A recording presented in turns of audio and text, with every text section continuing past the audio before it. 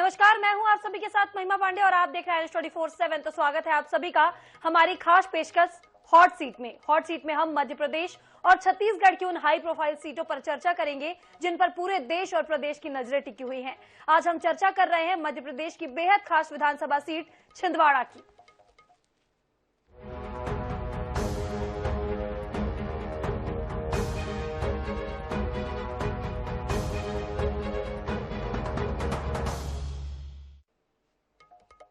अब बात करें मध्य प्रदेश की, तो मध्य प्रदेश की हॉट सीट में हम आज बात करेंगे छिंदवाड़ा की। इस सीट से कांग्रेस की तरफ से कमलनाथ मैदान में है, वहीं बीजेपी ने विवेक बंटी साहू को उम्मीदवार बनाया है। तो चलिए जानते हैं इस सीट के बारे में। छिंदवाड़ा सीट पर इस बार मुकाबला भी रोचक होने जा रहा है। सीएम बनने के बाद इस सीट से कमलनाथ ने पिछली बार उपचुनाव लड़ा था। उनके लिए विधायक दीपक सक्सेना ने इस्तीफा दिया था। छिंदवाड़ा विधानसभा में सिर्फ कांग्रेस और बीजेपी के बीच मुख्य मुकाबला होता है। पिछले 3 चुनावों के नतीजे पर नजर डालें तो 2008 के चुनावों में कांग्रेस के दीपक सक्सेना ने बीजेपी के चौधरी चंद्रभान सिंह को 3444 वोटों से हराया था। 2013 के चुनावों में एक बार फिर बीजेपी से चौधरी चंद्रभान सिंह और कांग्रेस से दीपक सक्सेना मैदान में थे। इस चुनाव में बीजेपी के चौधरी चंद्रभान सिंह ने बाजी मारते हुए कांग्रेस के दीपक सक्सेना को 24,778 वोटों से करारी शिकस्त दी थी। 2018 में एक बार फिर बीजेपी और कांग्रेस की तरफ से वही चेहरे सामने थे, लेकिन इस बार फिर बाजी पलटी और 14,547 वोटों से कांग्रेस के दीपक सक्सेना ने बीजेपी के चौधरी चंद्रभान सिंह को चुनाव हराया। कमलनाथ ने छिंदवाड़ा से विधानसभा का उपचुनाव 2019 में लड़ा। कमलनाथ के लिए दीपक सक्सेना ने यहां से इस्तीफा दिया। इस चुनाव में कमलनाथ को 1,14,459 वोट मिले, तो वहीं बीजेपी के युवा नेता विवेक बंटी साहू को 88,622 वोट के साथ संतोष करना पड़ा। कमलनाथ ने यह चुनाव 25,837 वोटों से जीता। ये तो रही नेताओं के हार जीत की बात। अब जरा इस सीट के समीकरण पर भी नजर डाल लेते हैं। छिंदवाड़ा में 1,33,068 पुरुष मतदाता के साथ ही 1,29,671 महिला मतदाता सहित कुल 2,62,000 से ज्यादा वोटर हैं। यहाँ मुद्दे की बात की जाए तो इस बार भी लोग विकास को ही महत्व देते हैं। ब्यूरो रिपोर्ट के साथ अनुराग मालवीय, INS 24/7 भोपाल। इधर छिंदवाड़ा को कमलनाथ का गढ़ भी माना जाता है, तो ऐसे में उनके बारे में जानना जरूरी है। अपनी इस रिपोर्ट में हम आपको कमलनाथ के राजनीतिक जीवन के बारे में बताएंगे। देखिए, कमलनाथ सियासत की पिच पर लगातार बैटिंग करते जा रहे हैं। गांधी परिवार के करीबी नेताओं में कमलनाथ का नाम शुमार किया जाता है। कमलनाथ की गांधी परिवार से नजदीकियां संजय गांधी के समय से हैं। संजय गांधी और कमलनाथ ने देहरादून के प्रतिष्ठित दून स्कूल से पढ़ाई की है और यहीं दोनों की दोस्ती हुई। साल 1979 में पार्टी आलाकमान ने कमलनाथ को मध्य प्रदेश की छिंदवाड़ा लोकसभा सीट से टिकट दिया। यहां से चुनाव जीतकर कमलनाथ संसद पहुंचे। उसके बाद से उन्होंने 9 बार यहां से संसद तक का सफर तय किया। छिंदवाड़ा से पहला चुनाव जीतने के बाद कमलनाथ ने पीछे मुड़कर नहीं देखा। 1996 तक कमलनाथ 1980 से मध्य प्रदेश की छिंदवाड़ा सीट से लगातार चुनाव जीतते आ रहे थे। सन 1996 में हवाला कांड में नाम आने के बाद कांग्रेस ने उन्हें टिकट नहीं दिया, तो उन्होंने अपनी पत्नी को चुनाव लड़वा दिया। कमलनाथ की पत्नी अलकानाथ चुनाव जीत भी गयी। जब 1997 में उपचुनाव हुआ तो बीजेपी ने सुंदरलाल पटवा को मैदान में उतारा। पटवा ने ये चुनाव बखूबी लड़ा और कमलनाथ को उन्हीं के गढ़ में मात दे दी।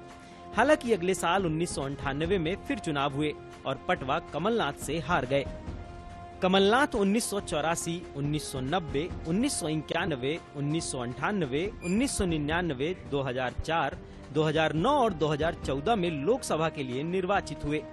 कांग्रेस कमेटी के अध्यक्ष कमलनाथ ने साल 2018 में छिंदवाड़ा जिले को विकास का मॉडल बताते हुए प्रदेश भर में चुनाव लड़ा, जबकि 2019 में मुख्यमंत्री बनने के बाद वह पहली बार छिंदवाड़ा से विधायक बने। ब्यूरो रिपोर्ट के साथ अनुराग मालवीय, INS 24/7 भोपाल।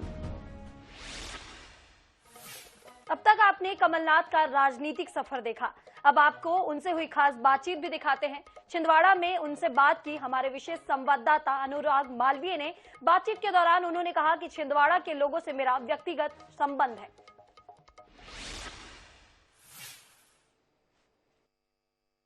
हमारे साथ में हम बात कर रहे हैं छिंदवाड़ा की, और अगर छिंदवाड़ा के संदर्भ में बात करते हैं तो जो सबसे महत्वपूर्ण बात यह है कि एक ही पहचान है और वो खुद है कमलनाथ जी। सर, एक तो जब आप छिंदवाड़ा आए और अब के छिंदवाड़ा में कितना बड़ा फर्क आ गया सर? बहुत बड़ा फर्क है।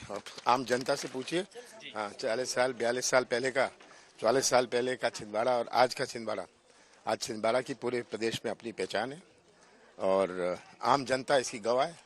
छिंदवाड़ा आपको कनेक्ट करता है, छिंदवाड़ा के लोग भी आपको कनेक्ट करते हैं। जब हम लोगों के बीच में गए तो ये एक अलग सी बात हमने वो देखी कि वो हमेशा ये चाहते हैं कि बतौर व्यक्ति वो कमलनाथ का ही नाम लेते हैं। तो ये एक जो इंडिविजुअल कनेक्ट है ये सर पार्टी के से इतर है। ये मेरा संबंध छिंदवाड़ा की जनता से राजनीतिक नहीं है, मेरा संबंध प्यार और विश्वास का है। सर, एक आखिरी सवाल है, नारी सम्मान योजना जो लॉन्च हुई है ये बताया जा रहा है कि लाडली बहना योजना को कॉम्पीट करती है या उससे कंपैरिजंस होते हैं। ये लाडली बहन योजना शिवराज जी लाए अपना पाप धोने के लिए। बेरोजगारों के साथ पाप किया, किसानों के साथ पाप किया, भ्रष्टाचार का पाप किया और इनको आखिरी 5 महीने में बहनें याद आई। और मध्य प्रदेश में तो सबसे ज्यादा महिलाओं पर अत्याचार नंबर 1 है मध्य प्रदेश, और ये अब सोच रहे हैं कि इस तरह गुमराह कर लेंगे। हमने तो हमेशा माताओं और बहनों का साथ दिया है। हमने कानून बनाए, आरक्षण दिया, घरेलू हिंसा का कानून बनाया, हमने देश को पहला राष्ट्रपति महिला बनाई। तो ये तो है। तो यहाँ पर कमलनाथ जी हैं जो वो लगातार ये कह रहे हैं कि बहुत बड़ा अंतर है दोनों योजनाओं में, अगर लाडली बहना की बात करें और लाडली लक्ष्मी योजना की बात करें। और इस संदर्भ में जो है हमारी बात हो रही थी, लेकिन छिंदवाड़ा की अगर हम बात करते हैं तो निश्चित रूप से छिंदवाड़ा के लोग हैं वो भी छिंदवाड़ा के संदर्भ में की बात करते हैं और वो हैं कमलनाथ। इधर छिंदवाड़ा से बीजेपी ने बंटी साहू को उम्मीदवार बनाया है। उनका दावा है कि इस बार बीजेपी जीतेगी। लोगों ने कमलनाथ की विदाई का मन बना लिया है। देखें। मध्य प्रदेश की सबसे हाई प्रोफाइल सीटों में शुमार छिंदवाड़ा की, और छिंदवाड़ा के संदर्भ में अगर हम बात करें तो भारतीय जनता पार्टी का संगठन के तौर पर नेतृत्व करने वाले और साथ में भारतीय जनता पार्टी के पूर्व प्रत्याशी बंटी साहू जी हमारे साथ में। सर, सबसे पहले देखें तो एक लंबा अरसा कमलनाथ यहाँ पर अलग अलग बतौर सांसद, उसके बाद में विधायक प्रतिनिधित्व करते रहे, लेकिन उसके बाद आपको लगता है क्योंकि विकास मॉडल के रूप में कांग्रेस पेश करती है, फिर आपको लगता है कहीं कमियां रह गई हैं? छिंदवाड़े के लिए एक बदकिस्मती है कि छिंदवाड़े में कमलनाथ ने इतना लंबे समय राज किए। छिंदवाड़े की जनता हमारी आदिवासी बहुल है, 38% हमारे आदिवासी भाई बहनें रहते हैं। मैं कहना चाहता हूं कि कमलनाथ जी ने छिंदवाड़े का क्या किए, एक काम बता दें कि छिंदवाड़े के लोग समझ गए हैं और अब इनकी विदाई निश्चित है। कई बार ये आरोप लगा, कितनी सच्चाई इस आरोप में है कि खुद कमलनाथ के सामने भारतीय जनता पार्टी खुद बेहतर तरीके से चुनाव नहीं लड़ती। पहले कई सारे चुनाव को लेकर इस तरह के आरोप भी लगे। इस दफा हम लेकिन देख रहे हैं कि तस्वीर थोड़ी अलग है। ये सब कहने की बात है। भारतीय जनता पार्टी एकजुट होकर के और हमेशा समाज के विकास के लिए और काम किए है और इसका परिणाम भी है। हम सुंदरलाल पटवा जी ने कमलनाथ जी को हरा चुके हैं, विधानसभाएं लगातार हम जीतते रहे और इस बार आप एक बड़ा इतिहास छिंदवाड़ा रचेगा। बाहर के लोग जीतकर चले जाते हैं, स्थानीय लोग जो हैं अगर हम देखें तो स्थितियां वैसी नहीं होती। इस बार क्या स्थानीय प्रत्याशी की तरफ देखने वाले हैं आप लोग? देखिए, छिंदवाड़े की जनता का आत्मसम्मान जाग गया है। पिछले 42 वर्षों से बाहरी को हमने झेले हैं। अब इस बार बाप और बेटे की छिंदवाड़े की जनता विदाई करने वाली है। छिंदवाड़े की जनता अब समझ चुकी है कि इनके रहते हुए छिंदवाड़े का विकास नहीं हो सकता। जैसे मैंने आपको कहा छिंदवाड़े के विकास की बात, जो रोनर होते हैं आते हैं तो सब हमने किया है और जो नहीं हो रहा वो हम सरकार काम रोक रही है।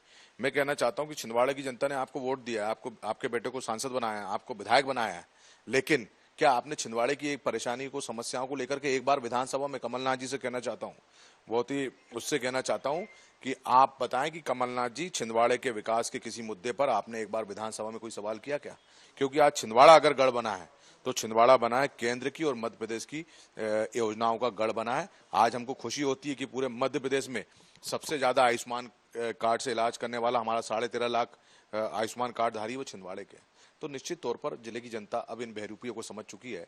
अब छिंदवाड़े की जनता भ्रम में नहीं रहने वाली और इनको इन दोनों की विदाई करने वाली है। कमलनाथ की विदाई होगी, ये दावा है भारतीय जनता पार्टी के जिला अध्यक्ष, पूर्व प्रत्याशी और संभावित प्रत्याशी के रूप में भी आप इनको देख सकते हैं बंटी साहू जी का। देखने वाली बात ये होगी कि 23 में किस तरह की स्थिति होने वाली है, क्या तस्वीर बदलेगी या फिर वही रहेगी।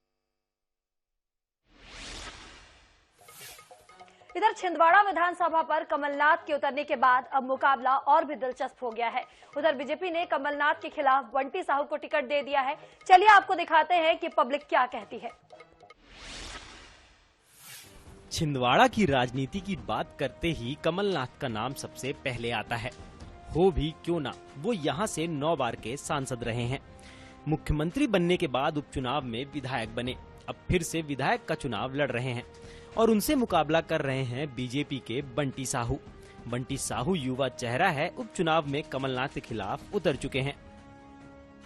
छिंदवाड़ा के बड़े नेताओं की बात तो हमने सुन ली। अब छिंदवाड़ा के आम जन क्या सोचते हैं छिंदवाड़ा के विकास को लेकर, छिंदवाड़ा की स्थितियों को लेकर, ये जानने की कोशिश करते हैं। छिंदवाड़ा में कितना विकास हुआ, क्या स्थिति है, क्या लगता है आपको? यहाँ पर विकास भी हुआ है और होना भी चाहिए। और क्या आवश्यकता लगती है जरूरी? कॉलेज मगर खुलना चाहिए, मेडिकल कॉलेज है, और ये पेपर देने के लिए जबलपुर जाते हैं तो यहाँ जबलपुर से यहीं होना चाहिए पेपर। विकास के मामले में लगता है कि बहुत सारा काम हुआ, विकास और होना चाहिए। आने जाने की व्यवस्थाएं वगैरह कैसी है यहाँ पर छिंदवाड़ा में? पर्याप्त है, सड़कें वगैरह कैसी है? ठीक है, कुल मिला के आपको लगता है कि क्षेत्र का विकास हुआ है? हुआ है और होना भी चाहिए। हुआ है पर होना भी चाहिए। विकास एक सतत प्रक्रिया है और शायद यही कारण है कि लोग सोचते हैं कि विकास हुआ है तो और होना चाहिए। कि जो विकास हुआ है इस पे दोनों के दावे हैं। विकास अच्छा हुआ है, बहुत अच्छा विकास हुआ है। यही परिणाम है कि लगातार कमलनाथ जी यहाँ से जीतते चले आए हैं और बाकी नकुलनाथ जी पूरी 29 जगह से चुनाव हुए, एक जगह से कांग्रेस जीती है। कहीं ना कहीं विकास तो हुआ है। अगर धनबल, बाहुबल और सरकार का उपयोग नहीं होता तो आज विधायक छिंदवाड़े का विवेक बंटी साहू होता। ये छिंदवाड़े के विकास की बात जनता ने आपको प्रमाण दी है। चाहूं और विकास, चाहे एजुकेशन की बात हो, एग्रीकल्चर और हॉर्टिकल्चर कॉलेज जो कमलनाथ जी ने ला दिए थे सरकार रहते में, उन्हें भाजपा ने रोकने का काम करी। बीजेपी ने भी यहाँ खूब तैयारी की है। उसे लगता है कि कभी सुंदरलाल पटवा ने जिस तरह कमलनाथ को हराया था वो दिन फिर लौटेंगे। छिंदवाड़ा के अगर विकास की बात होती है तो छिंदवाड़ा में विकास आप देखेंगे 2003 के बाद से जो विकास हुआ है लगातार, वो भारतीय जनता पार्टी शासन के कार्यकाल में हुआ है।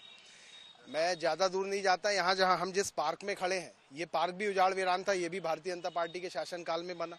और विकास में लगातार भारतीय जनता पार्टी की और ऐसी अन्य योजनाएं जो है वो लगातार भारतीय जनता पार्टी की सरकार का योगदान है। आपने विकास के मुद्दे की बात की है तो मैं आपको बताना चाहूंगा, छिंदवाड़ा से लगे हुए कुछ समीपस्थ जिले हैं, सिवनी, बालाघाट, बैतूल, मंडला, कटनी, डिंडौरी, ये उदाहरण देख लीजिए। और ये जो विकास 44 साल का, 42 साल का एक आदिवासी जिले को अगर मॉडल जिले के तौर पर कमलनाथ जी ने प्रस्तुत करके पूरे मध्य प्रदेश में सरकार बनाई थी, तो जनता ने देखा है, जनता देख रही है कि क्षेत्र में विकास हुआ है।